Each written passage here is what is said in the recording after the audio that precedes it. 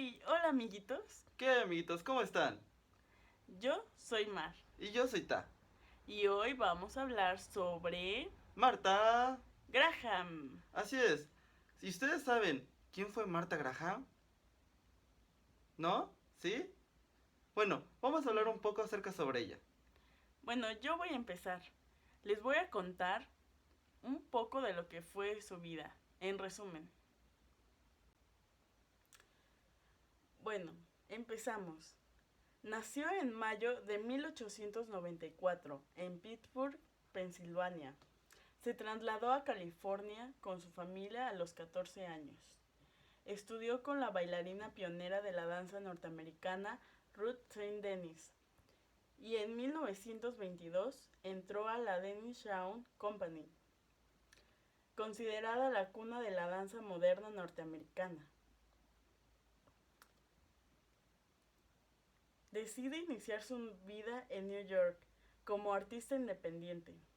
Trabaja aún en otras compañías y da clases para formar su propia compañía, la Martha Graham School of Contemporary Dance.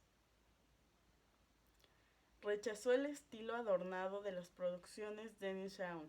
Rompió las rígidas convenciones de la danza del siglo XIX, creando su propia técnica, violentas contracciones pélvicas y trabajo abrupto a nivel del suelo, que encantaron al mundo.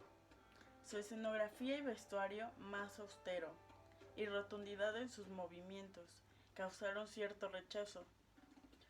Fue evolucionando su estilo, convirtiéndose en una de las principales figuras de la danza contemporánea.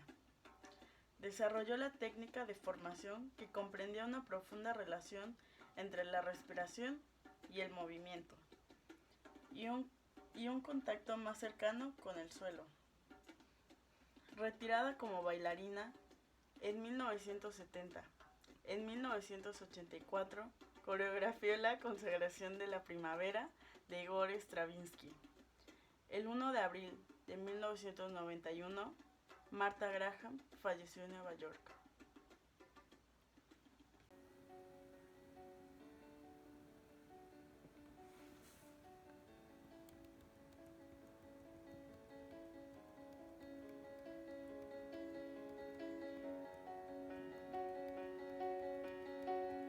Modern dance and ballet made an impact on society.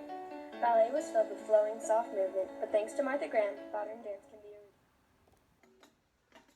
Bueno, ya vimos una breve explicación de lo que fue la vida de Marta. Pero entremos en lo que fue un poco el contexto social de esa época. El principios del siglo XX fue una época de grandes cambios y descubrimientos tecnológicos. Por un lado, ya había personas que volaban. Por otro lado, personas que empezaron a fabricar muchos carros. Bueno, entre otras cosas, había muchos cambios, revueltas y diferentes cosas que llevaron a Martha Graham, como a muchas otras personas, a hacer sus descubrimientos en su área. Mientras Albert Einstein estaba haciendo su teoría de la relatividad, también en México, a principios del siglo XX, se estaba llevando la Revolución Mexicana y en Rusia, la Revolución Rusa, entre otros conflictos bélicos como fue la Primera y Segunda Guerra Mundial. Como nos damos cuenta, esta época es una época de grandes cambios, de conflictos, de nuevas tecnologías, de nuevos aprendizajes, de nuevas ideas.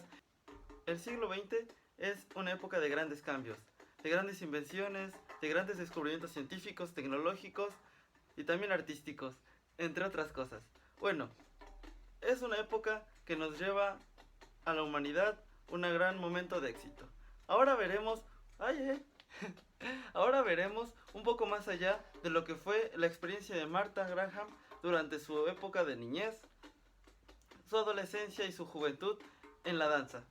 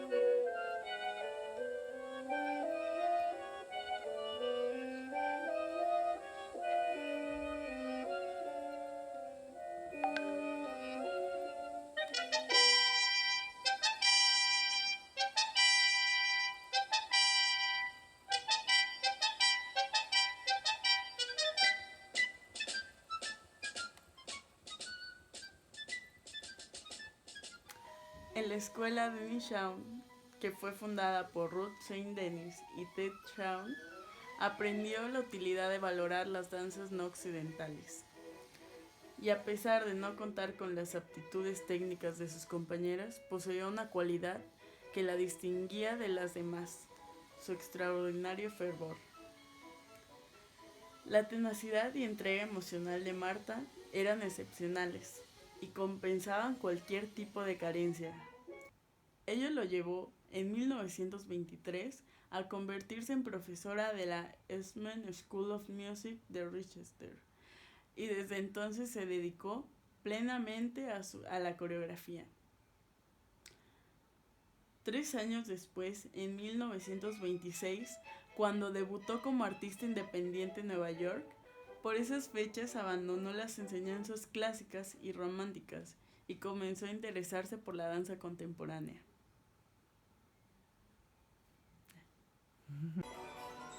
Bueno, ya hemos hablado un poco sobre su historia, sobre la relativo a todo lo que hizo y pues bueno, contexto histórico, etcétera. Ahora quiero que escuchen una pequeña frase que dijo ella cuando sus maestros la regañaron. Haré este tipo de trabajo o cualquier otro que desee hasta que el público me indique que debo detenerme. Fue la respuesta que ella le dio a sus maestros en el momento en que empezaron las críticas por dejar en la enseñanza clásica y empezar con la danza contemporánea. Martha reclamaba la más absoluta entrega en sus clases. Nadie reía, nadie charlaba ni murmuraba. No había ni buenos días ni adiós. Solo se escuchaba su voz dirigiendo, dando indicaciones y dirigiendo. Para ella la disciplina era la fuente del éxito. El bailarín es realista. Su arte le enseña a hacerlo. No importa si el pie está en puntas o no. Ningún sueño lo pondrá en puntas por nosotros. Para ello se necesita disciplina, no sueños. Esa era su frase en cuanto a su disciplina. Ella tenía muy en claro que para llegar al éxito había que ser una persona disciplinada.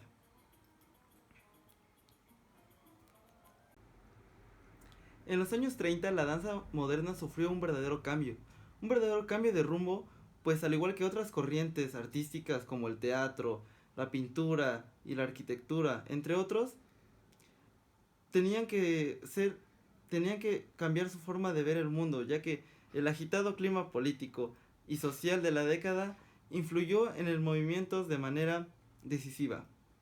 Los nuevos coreógrafos mostraban un gran compromiso social y un deseo de llevar a la danza a una mayor cantidad de público.